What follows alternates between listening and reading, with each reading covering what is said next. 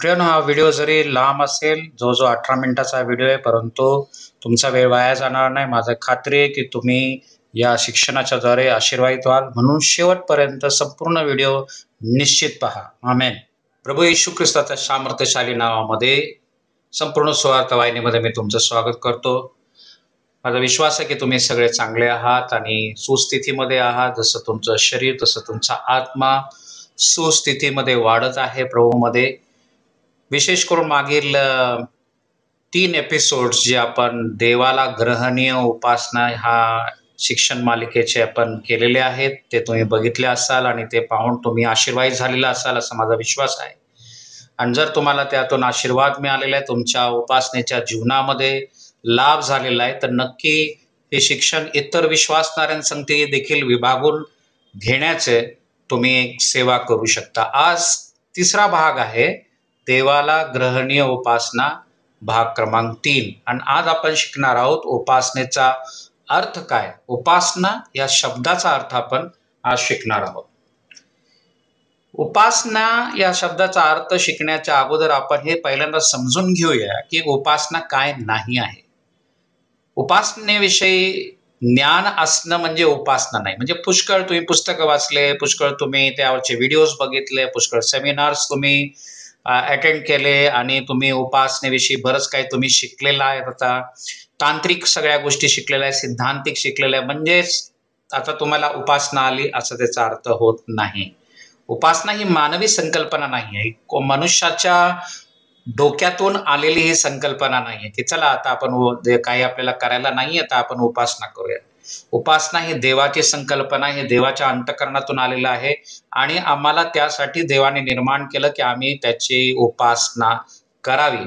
ही देवाला देण्यासाठीची उपासना आहे. आपल्याला ह्यातून काय लाभ होईल, स्तुती केल्यामुळे, उपासना केल्यामुळे आपल्याला काय लाभ होईल यासाठी उपासना नाही आहे. बरेच जण उपासना किंवा स्तुती हे काहीतरी देवापासून मिळवण्याकरिता, देवाला खुश करून उपासनेद्वारे, स्तुतीद्वारे मग त्याच्याकडून आपल्याला हवंय ते मिळवण्याकरिता उपासना करतात किंवा त्या अर्थाने ते उपासनेकडे पाहतात. उपासना आपल्या आत्मिक मनोरंजनासाठी नाही आहे, ती देवाला संतविषण्यासाठी. मला एखादी उपासना आवडली नाही, मला एखाद्या चर्चमधली उपासना आवडली नाही, परंतु मुळातच आम्ही विसरले नाही पाहिजे की मला ती आवडली की नाही आवडली याला महत्वच नाही, कारण उपासना ही देवासाठी आहे आणि म्हणून ती देवाला संतोषविणारी आहे का हे तपासणं गरजेचं आहे, ना की मला ती आवडली आहे का.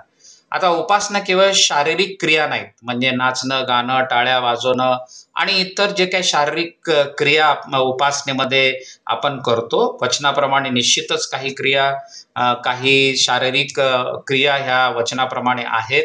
नाचणं असेल, हात वर करणं असेल, टाळ्या वाजवणं असेल, हे सगळं काही आहे वचनामध्ये, परंतु केवळ ह्या शारीरिक क्रिया केल्या म्हणजे आम्ही उपासना केली असा त्याचा अर्थ होत नाही. कारण अशा शारीरिक क्रिया तर जे जिवंत देवाला मानत नाही असे पण करतात. म्हणून काहीतरी शरीराने आम्ही करत आहोत म्हणजे आम्ही उपासना केली, हे चुकीचा समज आहे. उपासना म्हणजे केवळ गाणी गाणं नव्हे. आता गाणं हे एक घटक आहे उपासनेचा, स्तुतीचा. तर निश्चितच गाण्याच्या द्वारे आम्ही फार प्रभावीरित्या उपासना किंवा स्तवन करू शकतो, परंतु केवळ गाणे गाणं म्हणजे उपासना नाही, हे देखील आम्ही समजून घेतलं पाहिजे. तर आता हे आपण संपवलेलं आहे की उपासना काय नाही आहे. आता आपण जायला काय हरकत नाही की उपासना म्हणजे काय. उपासना आणि स्तुती हे दोन्ही शब्द आपल्या परिचयात आहेत, परंतु या अभ्यासामध्ये आपण शिकणार आहोत की उपासना आणि स्तुतीमध्ये याच्यामध्ये मूलभूत फरक कोणता आहे. स्तुती उपासनेचा एक घटक आहे, तरी त्याची आत्मिक संकल्पना ही वेगळी आहे. सर्वसाधारणपणे मंडळीमध्ये अशी एक समज आहे की वेगवान गीतं गायले म्हणजे आपण स्तुती केलेली आहे आणि धीम्या गतीचे गीतं गायले म्हणजे आपण उपासना करत आहोत. आता ही जी समज आहे उपासना आणि स्तुती या दोन्ही शब्दातले किंवा या दोन्ही आत्मिक बाबींमधला जो काही फरक आहे तो समजवण्यासाठी ही संपूर्णपणे हे खरं नाही आहे, ही समज पूर्णतः खरी नाही आहे. तर आपण आज समजून घेणार आहोत की स्तुती आणि उपासना यातला मूलभूत फरक काय आहे आणि स्तुती हे उपासनेचंच घटक आहे, इथं मात्र आपण हे लक्षात घेतलं पाहिजे. आता आपण पाहणार आहोत की उपासना शब्दाचा अर्थ, जुन्या करारामध्ये उपासना या शब्दाचा अर्थ आणि नव्या करारामध्ये उपासना या शब्दाचा अर्थ काय आहे ते पहिल्यांदा आपण समजून घेऊया. उत्पत्ती 22:5 मध्ये पहिल्यांदा उपासना शब्द आढळतो. हे आपण मागील जे काही विभाग आहे त्याच्यामध्ये आपण हे शिकलेलो आहे. तर ह्या ठिकाणी म्हणजे उत्पत्ती 22:5 मध्ये उपासनेसाठी जो इब्री शब्द आहे, कारण का जुना करार हा प्रथमतः इब्री भाषेमध्ये लिहिला गेला, त्यासाठी जो इब्री भाषेमध्ये उपासनेकरिता शब्द आहे तो आहे शाखा. हा शब्द ज्याचा अर्थ पुढील प्रमाणे आहे, कोणाच्या तरी समोर लोटांगण घालणे, नमून वंदन करणे, कोणाच्या तरी समोर नम्रतायुक्त आदराने पडणे, सन्मान व्यक्त करण्यासाठी झुकणे, असं ह्या शाखा या शब्दाचा इब्री शब्दाचा अर्थ होतो, ज्याचं भाषांतर मराठीमध्ये उपासना आणि इंग्लिशमध्ये वर्शिप असं केलेलं आहे. तर हे अर्थ पहिल्यांदा आम्ही समजून घेतले पाहिजे. नव्या करारामध्ये जो शब्द वापरलेला आहे उपासनेकरिता ग्रीक भाषेमध्ये, कारण का नवा करार हा प्रथमतः ग्रीक भाषेमध्ये लिहिला गेला आहे, आपल्या सगळ्यांना माहिती आहे. आणि ग्रीक भाषेमध्ये उपासनेकरिता जो शब्द आहे तो आहे प्रॉस्कुनेओ, ज्याचा अर्थ पुढील प्रमाणे आदर व्यक्त करण्यासाठी गुडघ्यावर जाऊन कपाळ जमिनीला टेकविणे, सन्मान व्यक्त करण्यासाठी हाताचे चुंबन घेणे. मग आता हे आपण दोन्ही करारातील शब्दांच्या अर्थाचा जरा निरीक्षण करूया. दोन्ही शब्दांचा अर्थ एकसारखा आहे, म्हणजे इब्री शब्द आहे आणि ग्रीक शब्द, जुन्या करार नवा करार, दोन्हीकडं अर्थ एकच होता. आणि एक विशेष गोष्ट आढळते की दोन्ही भाषेमध्ये उपासनेसाठी जो शब्द आहे त्याचा अर्थ शारीरिक कृती दर्शवतात. हे दोन्ही शब्द प्रत्येक ठिकाणी आपण पाहतो की लोटांगण घेणं किंवा झुकणं किंवा नतमस्तक होणं इत्यादी. तर दोन्ही भाषेमधला अर्थ शारीरिक कृती दर्शवतो. परंतु महत्वाचा मुद्दा हा आहे की अशी शारीरिक कृती तेव्हाच करण्यात आलेली आहे बायबलमध्ये जेव्हा देवाचे विशेष प्रगटीकरण त्या व्यक्तीला झालेलं आहे. त्याच्या अंतःकरणात झालेल्या देवाच्या प्रगटीकरणाची ती प्रतिक्रिया होती. प्रतिक्रिया हा फार महत्वाचा शब्द आहे उपासना समजण्याकरिता. जुना करार असो किंवा नवा करार असो, तुम्हाला एक लक्षात येईल की ज्या ज्या वेळेस देवाने त्याच्या संतांना, त्याच्या सेवकांना, सेविकेला दर्शन दिलेलं आहे किंवा स्वतःला प्रगट केलेलं आहे, त्याचं गुणधर्म प्रगट केलेलं आहे, त्याचं सामर्थ्य प्रगट केलेलं आहे, स्वतःला प्रगट केलेलं आहे, बोललेलं आहे, त्या वेळेस त्या लोकांनी देवासमोर लोटांगण घेतलेलं आहे, ते गुडघ्यावर गेलेले आहेत, ते उपडे पडलेले आहेत आणि नमन करून त्याची उपासना केलेली आहे. तर हा उपासनेचा अतिशय महत्वाचा गाभा आहे, प्रतिक्रिया. याविषयी आता थोडंसं आपण अजून पुढे जाऊया. आपण अर्थ बघितला, उपासना या शब्दाचा अर्थ बघितला, पण आता आपण बघूया उपासना या शब्दाचं किंवा उपासनेचं स्वरूप काय. जेव्हा जेव्हा देवाच्या सेवकांना देवाचे विशेष प्रगटीकरण झाले, आपण बघितलं बायबलमध्ये, तेव्हा तेव्हा त्यांनी भययुक्त आदराने जमिनीवर लवून नमन केलेलं आपल्याला पाहायला मिळतं. काही संदर्भ तुम्हाला दिलेले, तुम्ही ते नंतर ते संदर्भ वाचा, त्या ठिकाणी आपल्याला पाहायला मिळतं. मग अब्राम असेल तर जेव्हा देवाचं त्याला प्रगटीकरण झालं, त्याला दर्शन झालं, त्या वेळेस भययुक्त आदराने तो जमिनीवरती त्यांनी नमन केलेलं देवाला.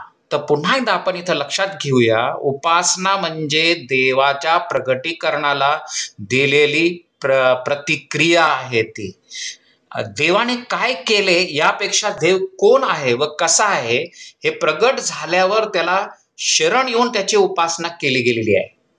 हे देखील फार महत्वाचा मुद्दा आहे की प्रथम प्रगटीकरण आलेलं आहे, प्रथम देवाने स्वतःला प्रगट केलेलं आहे. देवाचं प्रगटीकरण त्यांना मिळाल्यानंतर लगेच त्यांची शारीरिक फक्त प्रतिक्रिया नाही, त्यांच्या अंतःकरणातून ते प्रगटीकरण त्यांच्या अंतःकरणात कार्य केल्यामुळे त्यांच्या शरीराने दिलेली ती प्रतिक्रिया आहे. आज काय होत आहे की पहिल्यांदा आमचं शरीर प्रतिक्रिया देत आहे आणि तिथं कुठेही अंतःकरणाचा किंवा आमच्या मनाचा काही संबंध नाही. शरीराने प्रतिक्रिया दिली त्यालाच आम्हाला असं वाटतं, किंवा आम्ही होऊन शरीराने काहीतरी प्रतिक्रिया निर्माण करतो आणि आम्हाला असं वाटतं की ही उपासना आहे. बायबल तसंच दाखवत नाही. बायबल हे शिकवतं आणि दाखवतं की प्रथम अंतःकरणामध्ये देवाचं तीव्र आणि प्रभावी प्रगटीकरण आणि दर्शन झाल्यामुळे मनुष्य हा स्वतःच्या पायावर उभा राहू शकत नाही. तो देवासमोर नम्र झाल्याशिवाय, त्याला नमन केल्याशिवाय तो राहू शकत नाही. म्हणून हे जे काही चुकीची एक संकल्पना आलेली की आम्ही बाह्य काही कृती केल्या, देवाला करून दाखवलं म्हणजे देव प्रसन्न होतो, तसं नाही आहे. कुठेतरी अंतःकरणात आमच्या पहिल्यांदा काम होतं आणि त्या प्रगटीकरणामुळे आम्ही देवासमोर नमन करतो. आम्हाला जिवंत देवाचे जितकं प्रगटीकरण असेल तेवढीच उपासना आम्ही करणार. हे वाक्य तुम्ही नोंदवून घ्या. जितकं प्रगटीकरण देवाचं आहे तुमच्या जीवनामध्ये प्रतिदिवशी, तितकंच तुम्ही उपासना करणार. 10 वर्षापूर्वी एखादं देवाचं प्रगटीकरण झालं आणि ते एक प्रगटीकरण त्याच्यावर तुमची पूर्ण उपासनेची 10 वर्ष तुम्ही नाही जगू शकत. प्रतिदिवशी प्रत्येक वेळेस परमेश्वर नव्याने तुम्हाला प्रगट होतो, त्याच्या वचनातून हो, अगर कोणत्याही माध्यमातून जे देव ठरवतो.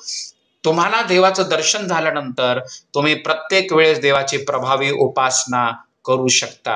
इथंच आम्हाला शिकायला मिळतं की जे देवदूत आहेत ते सार्वकालिकरित्या किंवा सातत्याने न थांबता निरंतर देवाची उपासना कशी करू शकतात. कारण का प्रत्येक वेळेस ज्या वेळेस ते देवाकडे पाहतात, परमेश्वराचा एक वेगळा पैलू, परमेश्वराचा एक वेगळा गुणधर्म जो त्यांनी कधीही बघितलेला नाही, अनुभवलेला नाही, तो त्यांना दिसतो. आणि म्हणून ते सातत्याने न थांबता न थकता उपासना करू शकतात. त्यांना कोणत्याही प्रकारे विचार करावा लागत नाही की पुढच्या तासाला किंवा उद्या आम्ही देवाची काय उपासना करायची.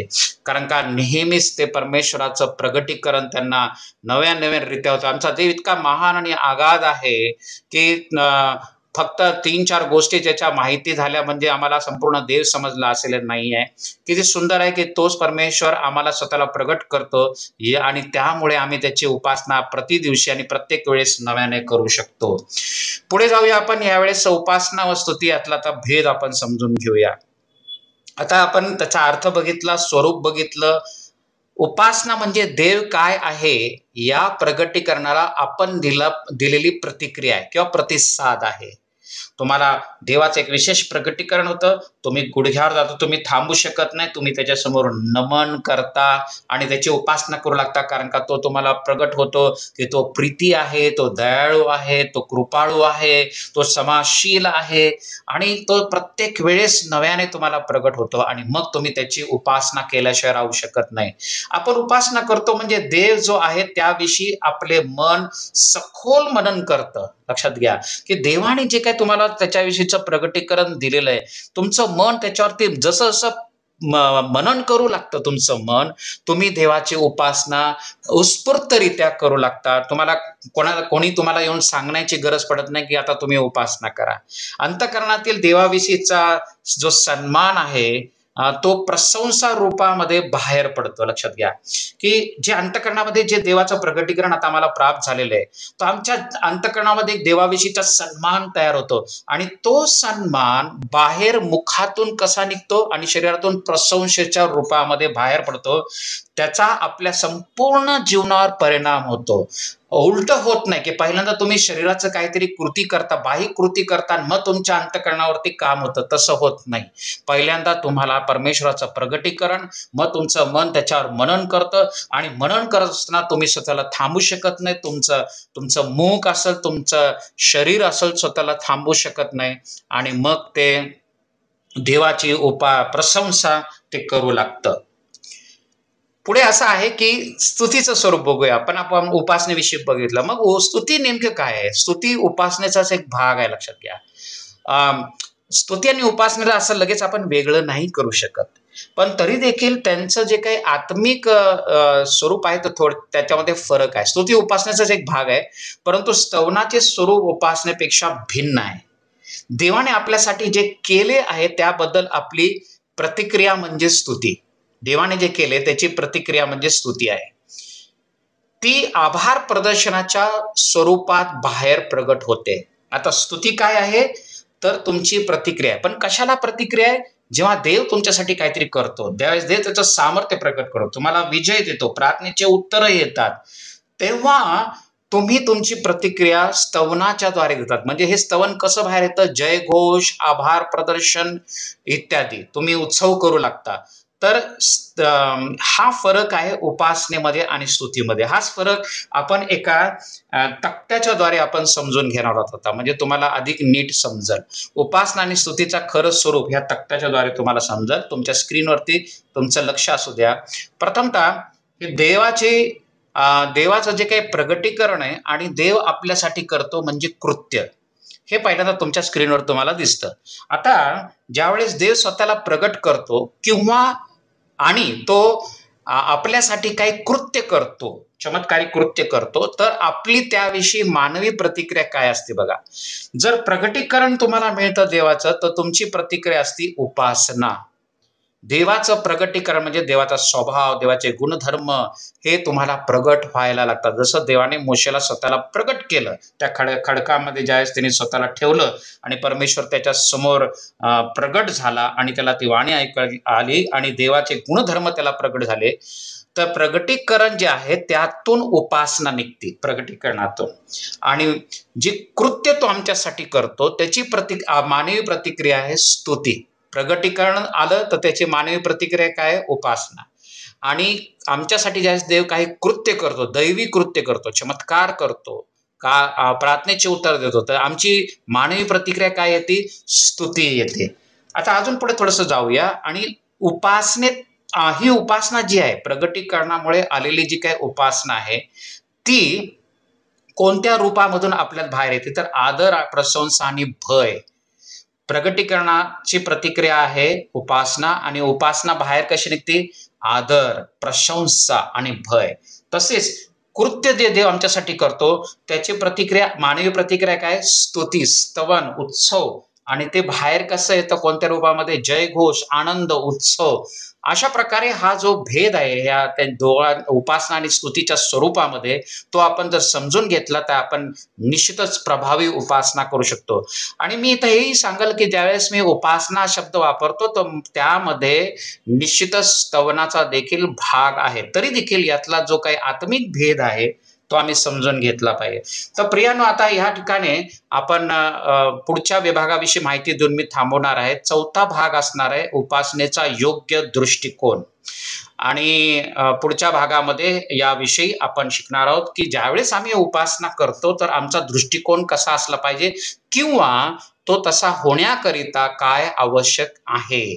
तर माझा विश्वास आहे की इथवर देवाने तुम्हाला उपासनेच्या ह्या शिक्षणामध्ये सहाय्य केलेलं आहे. पवित्र आत्मा हा उत्तम शिक्षक आहे. जिथं मी कमी पडत आहे तिथं पवित्र आत्मा निश्चितच तुम्हाला सहाय्य करेल आणि तुमचं जे उपासनेचे जीवन आहे तो प्रभावी बनवेल. तोवर प्रभूला धन्यवाद असो. आमेन.